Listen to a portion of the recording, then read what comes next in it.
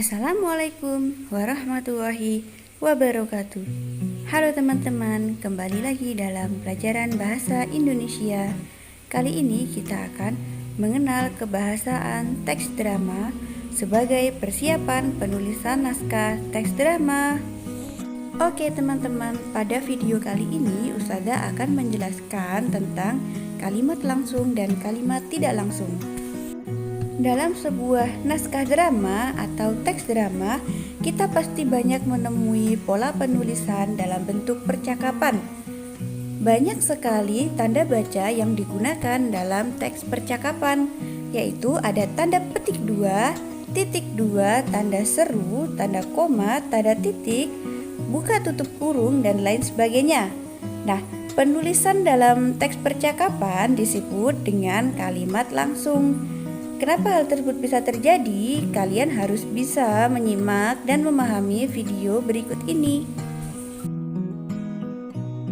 Perhatikan perbedaan kalimat langsung dan kalimat tidak langsung pada contoh berikut. Yang pertama, saya sangat kaget ketika melihat rumah sudah berantakan sekali, ujar bapak melihat ulah adik di rumah. Itu merupakan kalimat langsung atau kalimat yang ditulis secara sesuai dengan subjek. Kalimat tersebut jika ditulis dalam kalimat tidak langsung maka akan menjadi seperti ini. Bapak mengaku sangat kaget ketika ia melihat rumah sudah sangat berantakan akibat ulah adik. Adapun contoh kedua yaitu Lina berkata, "Lekas sembuh Mirna agar kita bisa berjumpa lagi di sekolah." Ketika menjenguk Mirna pekan lalu. Untuk kalimat tidak langsungnya berbunyi, ia mengatakan ucapan doa untuk Mirna agar lekas sembuh supaya bisa bertemu lagi di sekolah. Jadi untuk perbedaannya, mari kita simak video berikut. Kalimat langsung. Kalimat langsung merupakan pengutipan secara langsung tanpa mengubah sedikitpun kalimat yang dikemukakan subjek.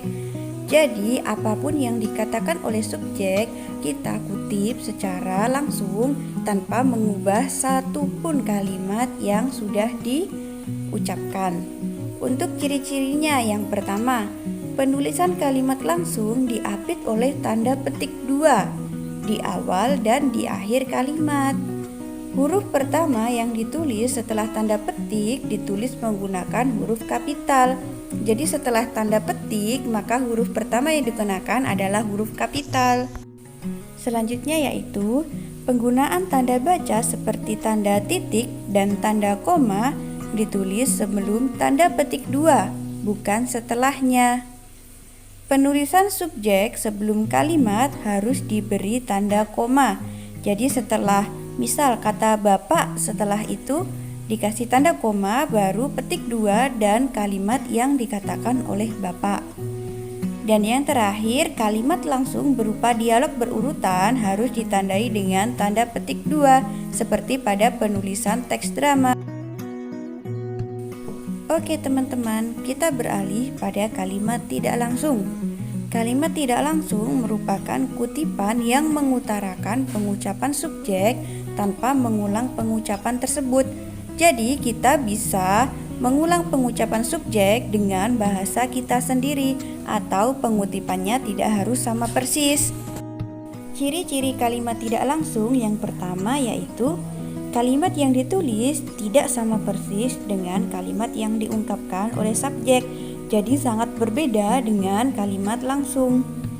Kedua, terdapat perubahan kata ganti pada setiap kutipan yang berbeda dengan subjek. Untuk kata gantinya kalian bisa mempelajari sendiri di modul yang sudah disediakan. Ketiga, tidak perlu menggunakan tanda baca petik 2, jadi langsung pada kalimatnya saja. Dan yang terakhir, menggunakan kata hubung atau konjungsi sebab, agar, supaya, mengenai, tentang, dan lain sebagainya. Tanda seru. Tanda seru merupakan tanda yang digunakan untuk pengungkapan rasa kagum atau suatu pengungkapan yang sangat menyeru. Selain itu, tanda seru juga digunakan untuk tanda kalimat perintah atau kalimat suruhan yang dilakukan oleh subjek. Tanda seru berbentuk seperti I atau biasa disebut dengan pentungan, kemudian ada titik di bawahnya.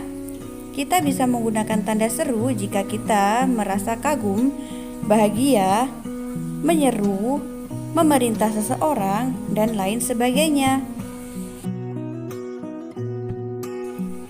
Tanda tanya. Ketika tanda seru untuk menyatakan suatu yang sangat seru atau perintah, maka tanda tanya digunakan untuk suatu kalimat pertanyaan.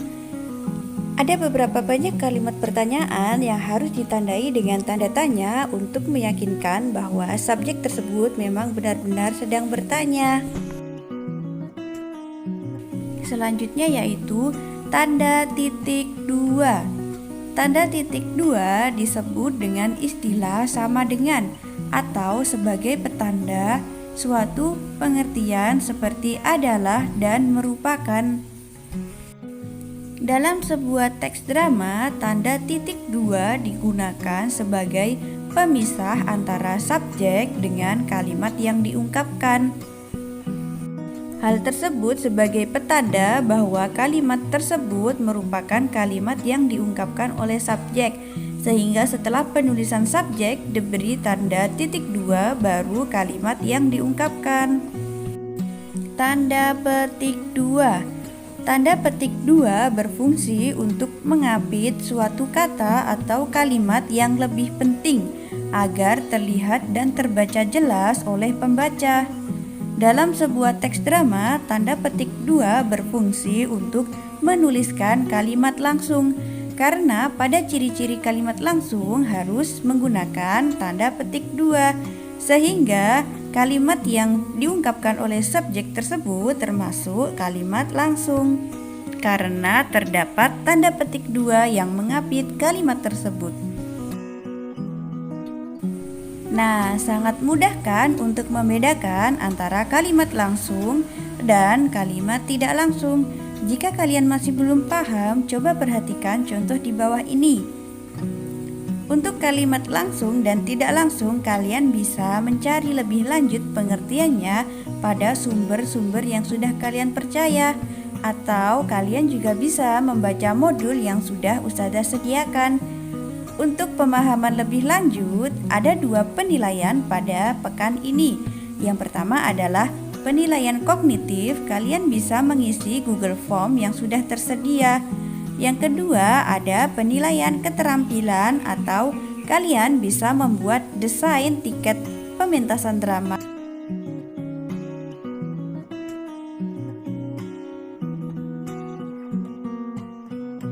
atau desain thumbnail untuk channel YouTube kalian.